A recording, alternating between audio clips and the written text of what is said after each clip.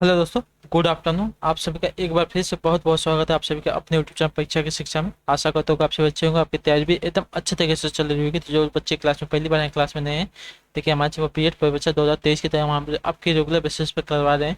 जो अपनी तैयारी कंप्लीट करना चाहते हैं, साथ ही चैनल को सब्सक्राइब करके हमारे साथ जुड़ जाइए।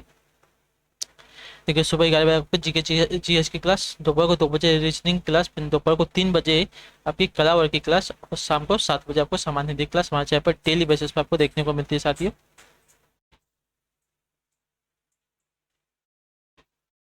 क्लियर। और इस क्लासेस का अगर आप सबको पीडीएफ चाहिए तो नीचे हमारा डिस्क्रिप्शन में टेलीग्राम चैनल का लिंक दिया गया है, तो आप वहाँ से जाकर जुड़ जाइए और उसकी जो पीडीएफ है उसको डाउनलोड करके, और बाकी के जो ऑब्जेक्ट्स है वहाँ पे आपको मिलते रहते हैं, तो वहाँ पे जाकर जुड़ जाइए साथियों। और उसी के नीचे देखिए हमारा इंस्टाग्राम का पेज दिया गया होगा, उसको भी जाकर आप फॉलो कर लीजिए साथियों। तो चलेंगे क्लास स्टार्ट करेंगे। कला वर्ग की क्लासेस ध्यान से देखेंगे, एक एक क्वेश्चन को अच्छे से देखेंगे, फिर आंसर देते हुए चलेंगे साथियों। पहले क्वेश्चन का आंसर क्या हो जाएगा। 50 क्वेश्चन आते हैं, हर क्वेश्चन आपका 2 मार्क्स का होता है, तो 100 नंबर का पेपर होता है साहब, तो आपका कला वर्ग का। तो एक एक क्वेश्चन को अच्छे से देखेंगे और बताएंगे सत्य। तिहरी बांध को किस नदी से जल प्राप्त होता है साथियों। तिहरी बांध को किस नदी से जल प्राप्त होता है साथियों, इसका सही उत्तर क्या हो जाएगा। तो तिहरी बांध को देखिए भागीरथी नदी से, ठीक है, भागीरथी नदी से उसको जल प्राप्त होता है। तो जो ऑप्शन यहाँ पे बी थे दोस्तों, आपसे का राइट आंसर होते हो। तिहरी बांधे कहाँ पर है, तो उत्तराखंड में स्थित है साथियों, याद रखिएगा। अगला क्वेश्चन देखेंगे साथियों। दूसरा नंबर क्या पूछा गया, ध्यान से देखें, बताएंगे इस उत्तर को क्या हो जाएगा साथियों। निम्न में से किस हवा में चक्रवर्तीय गति का अपभाव पाया जाता है साथियों, इसका सही उत्तर। निम्न में से किस हवा में चक्रवर्ती गति का अपभाव पाया जाता है साथियों, 52 पे सही उत्तर क्या हो जाएगा। देखिए तारनेड़ा में, ठीक है, तारनेड़ा में चक्रवर्ती गति का अपभाव पाया जाता है साथियों। तो जो ऑप्शन यहाँ पे सी थे दोस्तों, 52 पे आपसे का राइट आंसर। क्लियर है। ठीक है, अगले क्वेश्चन देखेंगे साथियों। 53 नंबर, ध्यान से देखेंगे, बताएंगे सही उत्तर का जवाब 53 पर साथियों। भारत में निम्न में से कौन सी वनस्पति प्रमुख है साथियों। भारत में निम्नलिखित में से कौन सी वनस्पति आपकी प्रमुख है साथियों, 53 पर सही उत्तर का हो जाएगा। देखिए आपकी पतझड़ वन है, ठीक है। पतझड़ जो वन है वह भारत में प्रमुख है साथियों। तो जो ऑप्शन यहाँ पे ये दे दोस्तों, आपसे का राइट आंसर होगा, ठीक है। भारत में जो पतझड़ वन है वनस्पति प्रमुख है, जो ऑप्शन यहाँ पे ये दे दोस्तों, आपसे का राइट आंसर होगा 53 पे। क्लियर साथियों। ठीक है, अगले क्वेश्चन की तरफ चलेंगे, ध्यान से देखेंगे। 54 पे बताएंगे सही उत्तर का, ध्यान से देखेंगे आंसर देंगे साथियों। 54 में बहुत चर्चित सदा सरदार सरोवर परियोजना निम्न में से किस राज्य में स्थित है साथियों। बहुत चर्चित सरदार सरोवर परियोजना निम्न में से किस राज्य में स्थित है साथियों, इसका सही उत्तर क्या हो जाएगा। तो देखिए आपकी गुजरात राज्य में स्थित है, ठीक है। बहुत चर्चित सरदार सरोवर जो परियोजना है आपकी गुजरात राज्य में बनी है। तो जो ऑप्शन यहाँ पे बी थे दोस्तों, आप का 54 पे सही उत्तर हो जाएगा। क्लियर है साथियों।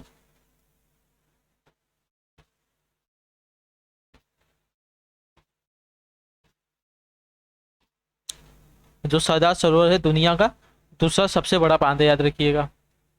नर्मदा नदी पर स्थित यह बांध 800 मीटर ऊंचा है साथियों, ठीक है।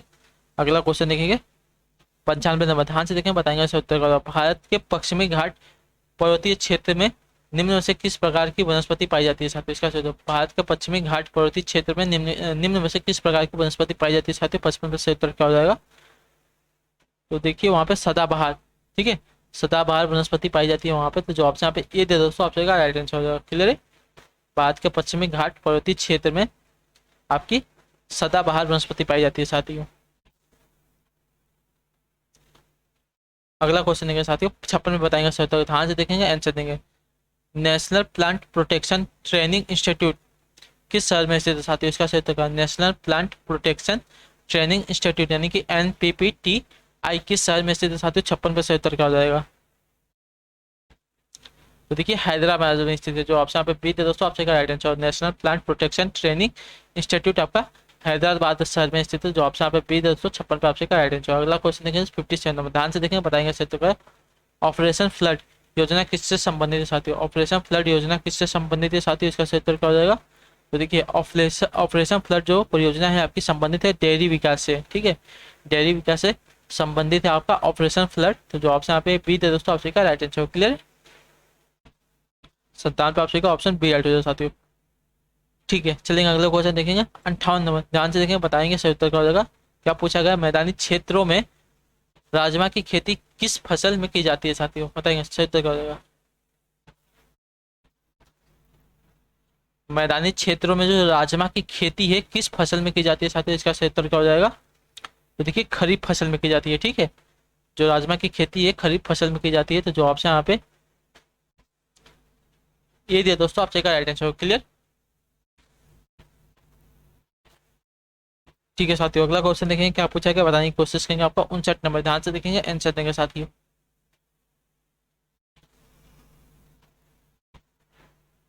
भारत में सामुदायिक विकास कार्यक्रम कब प्रारंभ हुआ था साथियों।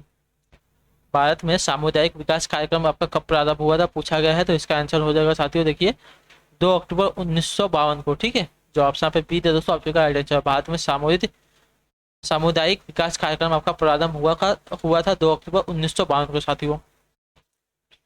ठीक है, अगला क्वेश्चन देखेंगे 60 नंबर, ध्यान से देखें, बताने की कोशिश करेंगे। 60 पे सही उत्तर क्या होगा। नीचे दिए गए पोषक तत्वों में प्राथमिक पोषक तत्व नहीं है कौन सा। ये जो पोषक तत्व दिए गए हैं इनमें से कौन सा आपका प्राथमिक पोषक तत्व नहीं है साथियों। नाइट्रोजन है, सल्फर है, पोटेशियम है, फॉस्फोरस है। तो देखिए आपका जो सल्फर है प्राथमिक पोषक तत्व नहीं होता है, तो जो ऑप्शन पे पी दे दोस्तों, आपसे का राइट आंसर क्लियर है।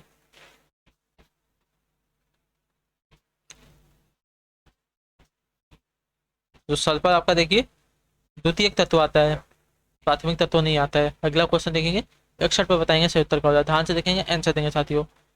61 आपका पूछा है, किस सिख गुरु ने अमृत सरोवर यानी कि अमृतसर नामक नए शहर की स्थापना की थी साथियों। इसका सही उत्तर क्या है। किस सिख गुरु ने अमृत सरोवर यानी कि अमृतसर नामक नए शहर की स्थापना की थी साथियों। इसका सही उत्तर क्या हो जाएगा। तो देखिए गुरु रामदास ने अमृत सरोवर यानी कि अमृतसर जो शहर है इसकी स्थापना की थी, तो जो ऑप्शन पे बी दे दोस्तों 61 पे आपसे का राइट आंसर किसने, तो गुरु रामदास ने। क्लियर है साथियों।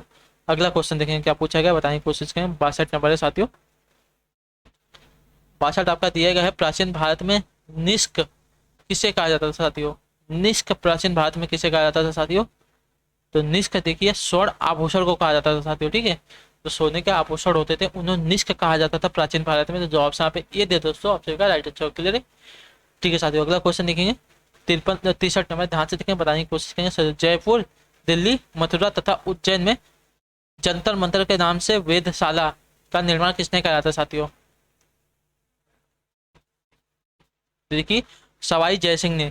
जो ऑप्शन पे ए दे दोस्तों, आपसे क्या जयपुर, दिल्ली, मथुरा तथा उज्जैन में जंतर मंतर के नाम से जो वेधशाला है इसका निर्माण किसने करवाया था, राजा सवाई जयसिंह ने। ठीक है, जो ऑप्शन पे ए दे दोस्तों, आपसे का आंसर क्लियर है। ठीक है साथियों, अगला क्वेश्चन देखेंगे 64 पे, बताने की कोशिश करेंगे सही उत्तर क्या, ध्यान से देखेंगे और बताएंगे सब। फारसी में साप्ताहिक मिरात उल अखबार को कौन प्रकाशित करता था साथियों। इसका सही उत्तर क्या है। फारसी में साप्ताहिक जो मिरात उल अखबार है इसको कौन प्रकाशित करता था, तो देखिए इसको प्रकाशित करते थे आपके राजा राम मोहन राय। जो ऑप्शन यहाँ पे बी दे दोस्तों, आपसे का राइट आंसर होगा। क्लियर है।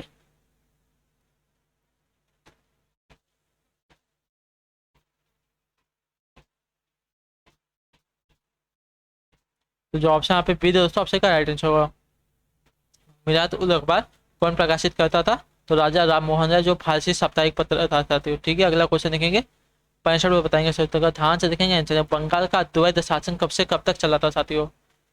बंगाल का जो द्वैध शासन है कब से कब तक चला था। देखिए बंगाल का जो द्वैध शासन आपका चला था 1976 से 1965, सॉरी 1765 से 1772 ईस्वी तक। ठीक है, बंगाल का जो द्वैध शासन है कब से कब तक, तो 1765 से 1772 ईस्वी तक चला था साथियों। ठीक है, अगला क्वेश्चन देखेंगे 66 में, ध्यान से देखेंगे, बताएंगे सही उत्तर क्या होगा। मानव विकास सूचकांक HDI किस अर्थशास्त्री की देन है साथियों। इसका सही उत्तर मानव विकास सूचकांक HDI किस अर्थशास्त्री की देन है साथियों। इसका सही उत्तर क्या हो जाएगा। देखिए महबूब उल हक की। जो ऑप्शन यहाँ पे डी दिया दोस्तों, आपसे का राइट आंसर क्लियर है।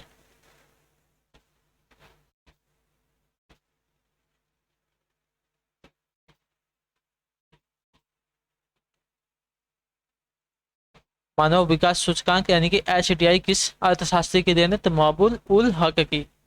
जो ऑप्शन यहाँ पे डी दे दोस्तों, आपसे राइट आंसर। अगला क्वेश्चन देखेंगे 67 नंबर, क्या दिया जाएगा, बताने की कोशिश करेंगे। 67 पे से तो भारत में बाल श्रम को प्रतिबंधित करने हेतु बाल श्रम यानी कि प्रतिषेध व विनियमन अधिनियम कब बनाया गया था साथियों? इसका सही उत्तर क्या हो जाएगा? ठीक है, भारत में बाल श्रम को प्रतिबंधित करने हेतु बाल श्रम अधिनियम आपका कब बनाया गया था? तो आपका बनाया गया था देखिए 1986 ईस्वी में, ठीक है, जिसमें 14 वर्ष से कम उम्र के बच्चों को काम या कारखानों पर रखना अपराध था साथियों, ठीक है। तो जो ऑप्शन यहाँ पे डी दे दोस्तों आपसे राइट आंसर हो जाएगा। अगला क्वेश्चन देखेंगे 68 में, बताएंगे 68 पे से। तो भारत में निर्धरता के स्तर का आकलन किया जाता है किसके द्वारा? बताएंगे सही उत्तर क्या हो जाएगा? भारत में निर्धरता के स्तर का आकलन किया जाता है किस पर? तो देखिए परिवार के उपभोग व्यय के आधार पर, ठीक है। जो ऑप्शन पे सीधे दोस्तों आपसे गाइड है, भारत में निर्धरता के स्तर का आकलन किया जाता है परिवार के उपभोग व्यय के आधार पर साथियों। जो ऑप्शन यहाँ पे सीधे दोस्तों 68 पे आपसे राइट आंसर हो जाएगा। क्लियर साथियों? अगला क्वेश्चन देखेंगे 69 में, ध्यान से देखेंगे, बताएंगे सही उत्तर क्या हो जाएगा। भारत में राष्ट्रीय आय की सही संगणना में कौन सी समस्या सामने नहीं आती है साथियों?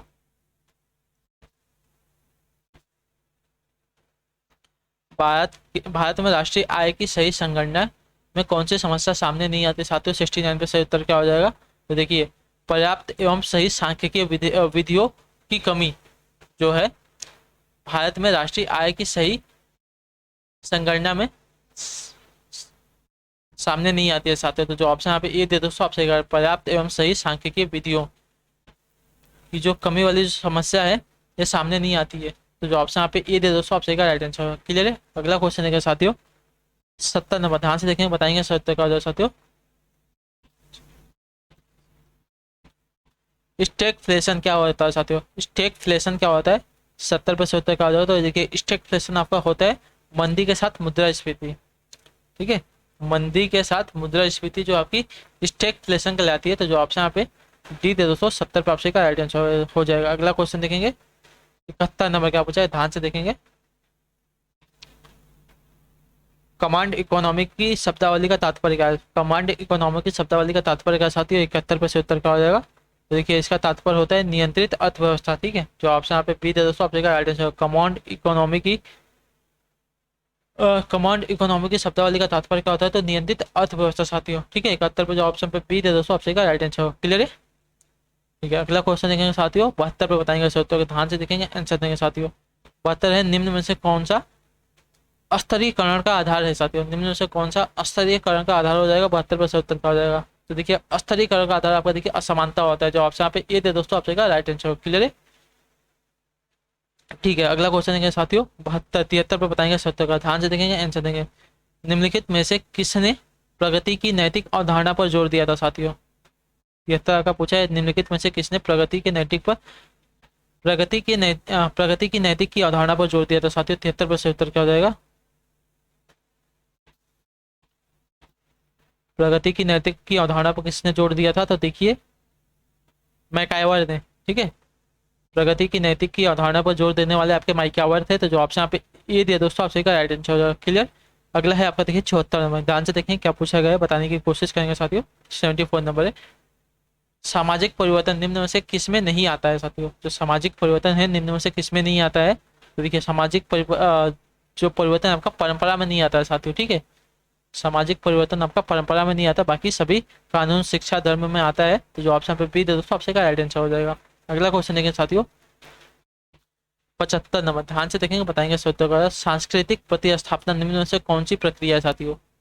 जो सांस्कृतिक प्रतिस्थापना है निम्न में से कौन सी प्रक्रिया होती है? 75 पे 70 क्या हो जाएगा? तो देखिए सांस्कृतिक परिवर्तन होती है, ठीक है। जो ऑप्शन यहाँ पे सी दे दोस्तों आपसे का राइट आंसर हो जाएगा।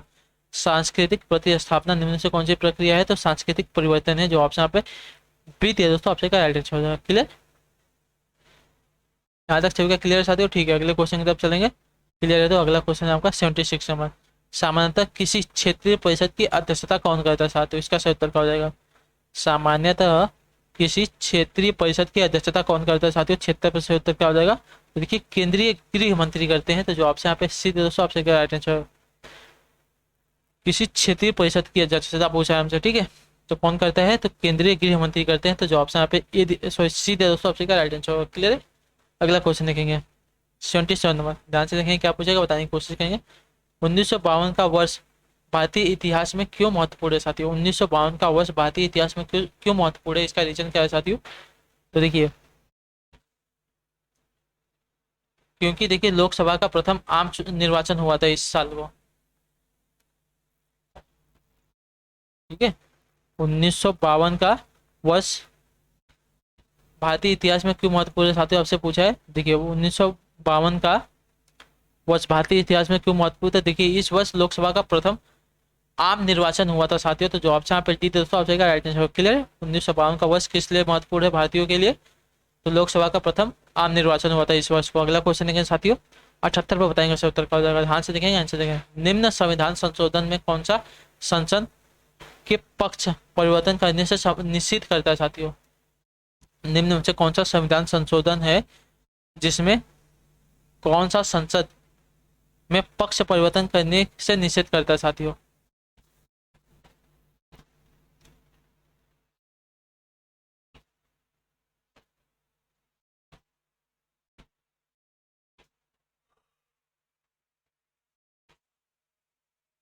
तो देखिए 52वां संविधान संशोधन है। ठीक है, जो ऑप्शन यहाँ पे सीधे दोस्तों आपसे राइट है। 52वां संविधान संशोधन है जिसमें दिया गया है कि कौन सा संसद के पक्ष में परिवर्तन करने से निषेध करता है। ठीक है, तो जो ऑप्शन यहाँ पे सीधे दोस्तों आपसे का राइट आंसर। क्लियर।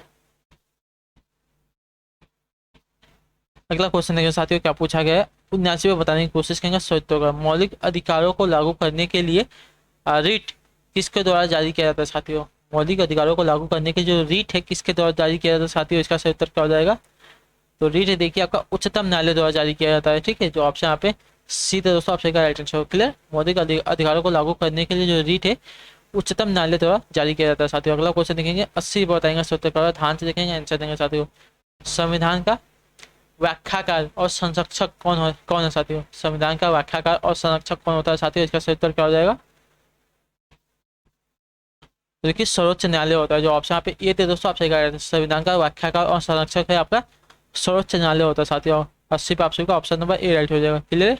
ठीक है साथियों, अगला क्वेश्चन देखेंगे 81 पे, बताएंगे सत्य, ध्यान से देखेंगे आंसर देगा। राउफ किस राज्य की प्रमुख लोक नृत्य है साथियों? राउफ है किस राज्य की प्रमुख लोक नृत्य शैली है साथियों, इसका सही उत्तर क्या हो जाएगा?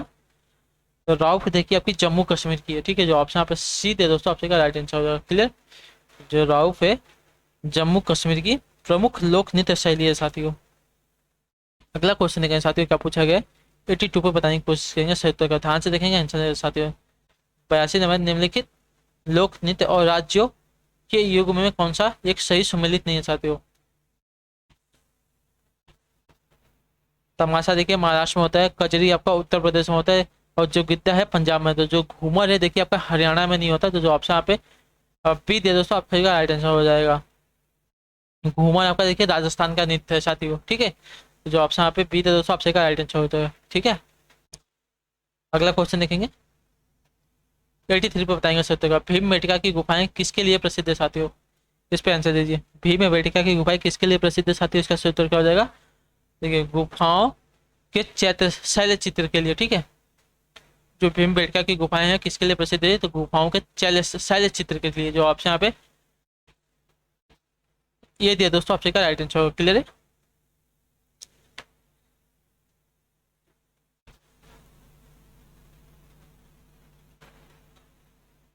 भीमबेटका की गुफाएं शैल चित्र के लिए प्रसिद्ध है। अगला क्वेश्चन देखेंगे 54 नंबर क्या पूछेगा, ध्यान से देंगे, बताएंगे। जैन धर्म में मान्य 24 तीर्थंकरों के कर्म में अंतिम तीर्थंकर कौन थे साथियों, बताएंगे सर। तो 84 पे सत्तर, जैन धर्म में मान्य 24 तीर्थंकर के क्रम में अंतिम तीर्थंकर कौन थे साथियों? 84 है, 84 पे सही उत्तर क्या रहेगा? तो देखिए महावीर जैन थे। ठीक है, जो ऑप्शन यहाँ पे ये सी थे दोस्तों आपसे राइट आंसर। 24वें तीर्थंकर आपके महावीर जैन थे और अंतिम तीर्थंकर यही थे, और जो ऋषभ देव थे आके पहले तीर्थंकर। ठीक है, अगला क्वेश्चन देखेंगे साथियों 85 पे, बताएंगे सत्य, ध्यान से देखेंगे आंसर। बौद्ध धर्म में स्फूत किसका प्रतीक है साथियों? बौद्ध धर्म में जो स्फूत है किसका प्रतीक होता है साथियों? 85 पे सही उत्तर क्या हो जाएगा? तो देखिए बौद्ध धर्म में जो स्फूत होता है आपका प्रतीक होता है महापरिनिर्वाण का साथियों। जो ऑप्शन यहाँ पे डी थे दोस्तों ऑप्शन का राइट आंसर। ठीक, बौद्ध धर्म में जो स्फूर्त है किसका प्रतीक होता है? तो महापरिनिर्वाण का साथियों। क्लियर साथियों? ठीक है, अगला क्वेश्चन देखेंगे साथियों 86 नंबर, ध्यान से देखें, बताएंगे सही उत्तर का साथियों।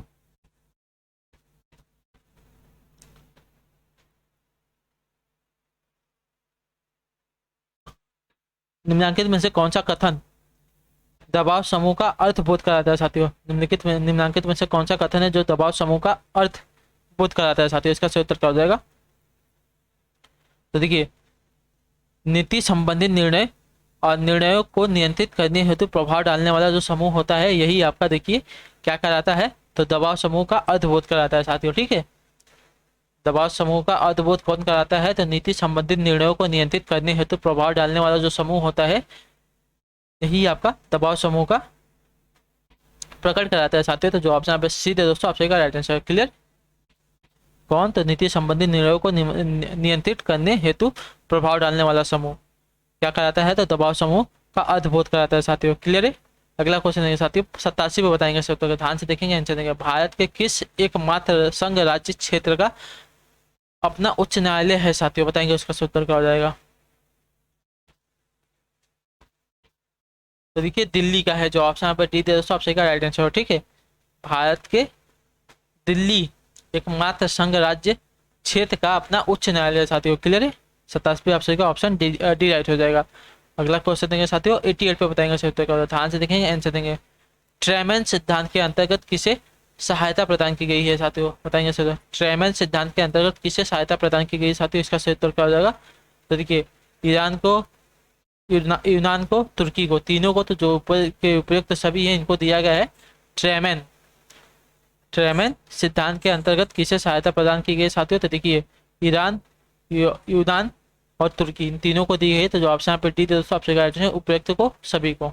अगला क्वेश्चन देखेंगे साथियों 89 पे बताएंगे सर, तो ध्यान से देखेंगे। किस संविधान संशोधन द्वारा वयस्क मताधिकार की आयु एक सीमा 21 से घटाकर 18 वर्ष कर दी गई? इसका सही उत्तर क्या? किस संविधान संशोधन द्वारा वयस्क मताधिकार की आयु 21 से घटाकर आपकी 18 वर्ष कर दी गई थी साथियों? इसका सही उत्तर क्या हो जाएगा?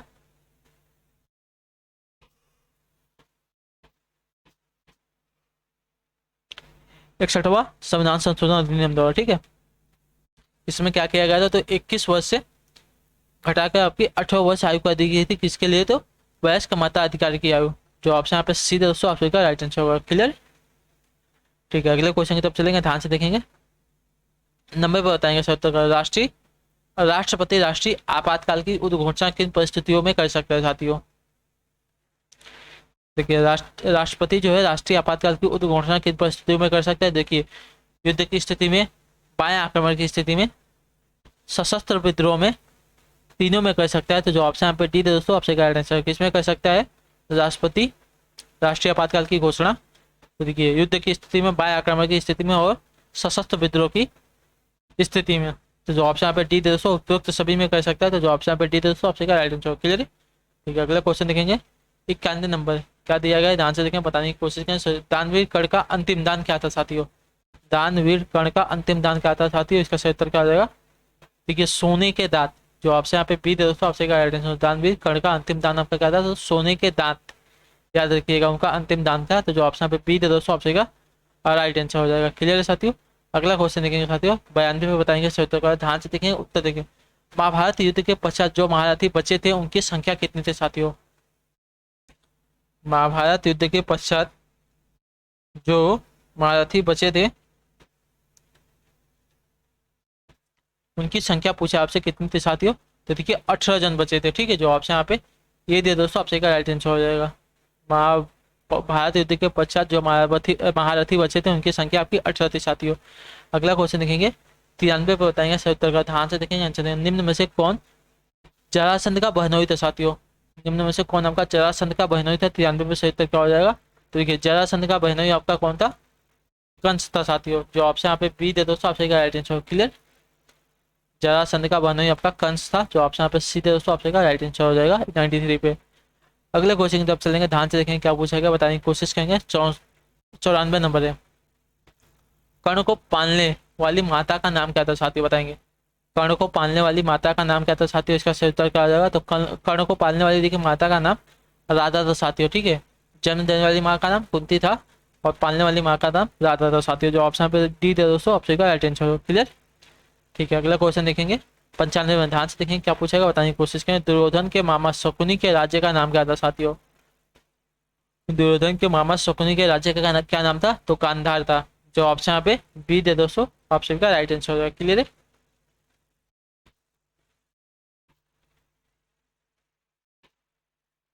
ठीक है साथियों। अगला क्वेश्चन देखेंगे 96 बताएंगे सत्तर का, ध्यान से देखेंगे आंसर देखेंगे। निम्न में से कौन राज्य का आवश्यक अंग नहीं है साथियों। निम्न में से कौन आपका राज्य का आवश्यक अंग नहीं होता। सरकार है, संप्रभुता है, भूभाग है, कानून है। तो राज्य का आवश्यक अंग इन चारों में से कौन नहीं होता साथियों। देखिए कानून जो है राज्य का आवश्यक अंग नहीं होता है, तो जो ऑप्शन पे टी दे दोस्तों, आपसे सरकार, संप्रभुता और भूभाग, ये सभी राज्य के आवश्यक अंग है साथियों, कानून को छोड़कर। ठीक है साथियों, अगला क्वेश्चन देखेंगे 97 पे बताएंगे सर। राजनीतिक यथावाद यथार्थवाद के प्रमुख प्रवक्ता के रूप में किस विरासत को जाना जाता है साथियों। इसका सही उत्तर है राजनीतिक यथार्थवाद के प्रमुख प्रवक्ता के रूप में किस विचारक को जाना जाता है साथियों। इसका सही उत्तर क्या हो जाएगा।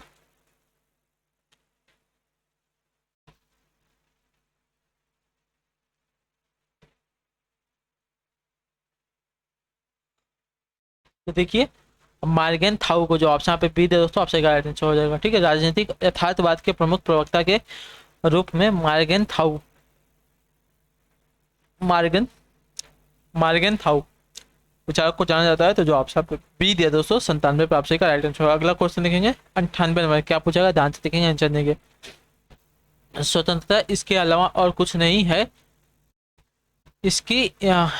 स्वतंत्रता इसके अलावा और कुछ नहीं है कि इस इच्छा को प्रोत्साहित करना जो विनम्र व्यक्तियों की अनुदिष्ट अंतकरण पर आधारित हो। निम्नलिखित में से कौन सा वाद इस वक्तव्य को मानता है। देखिए उदारवाद, जो ऑप्शन यहाँ पे ये दे दोस्तों, आपसे स्वतंत्रता इसके अलावा और कुछ नहीं है कि इस इच्छा को प्रोत्साहित करना जो विनम्र व्यक्तियों के अनुदृष्ट अंतःकरण पर आधारित हो। यह जो वाद है उदारवाद का व्यक्त है। ठीक है, तो जो ऑप्शन यहाँ पे ए दे दोस्तों, ऑप्शन का राइट आंसर होगा। क्लियर है, अगला क्वेश्चन 99 नंबर, ध्यान से देखें क्या पूछेगा, बताने की कोशिश करेंगे साथियों।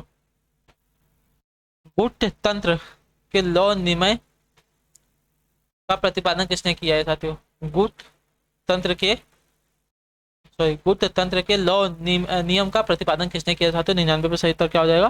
तो देखिए रॉबर्ट मिचेल्स ने। जो ऑप्शन पे ए दे दोस्तों, आपसे गुट तंत्र के लौ नियम का प्रतिपादन आपका रॉबर्ट मिचेल्स ने किया है। तो जो ऑप्शन पे ए दे दोस्तों, आपका राइट आंसर। क्लियर है, अगला क्वेश्चन 100 नंबर है, ध्यान से देखेंगे बताएंगे सत्तर का। ध्यान से देखें उत्तर। शब्द फेडरलिज्म फोडस से ग्रहण किया गया है, यह किस भाषा से लिया गया है साथियों। शब्द जो फेडरलिज्म है फोडस से ग्रहण किया गया है, यह किस भाषा से लिया गया है साथियों। इसका सही उत्तर क्या हो जाएगा। तो देखिए आपका लैटिन भाषा से लिया गया है। ठीक है, जो फोडस है आपका लैटिन का है, और जो फेडरलिज्म है फोडस से लिया गया है, जो आपका लैटिन भाषा का शब्द है। तो जो ऑप्शन पे बी दोस्तों, आपसे का राइट आंसर। क्लियर है, तो इसी के साथ जो आपकी क्लास है यहाँ पर साथियों कंप्लीट होती है कला वर्क की। आई होप कि आपको क्लास अच्छी लगी तो प्लीज़ चैनल को सब्सक्राइब करो और क्लास को लाइक करके जाइएगा। आपका कोई भी डाउट हो हमें कमेंट में पूछिएगा, आपका सुझाव हमें कमेंट में दीजिए। आप सभी से मिलेंगे आपके अगले क्लास में। तब तक के लिए टाटा बाय बाय, जय हिंद जय भारत। आप सभी का क्लास से जुड़ने के लिए बहुत बहुत शुक्रिया साथियों।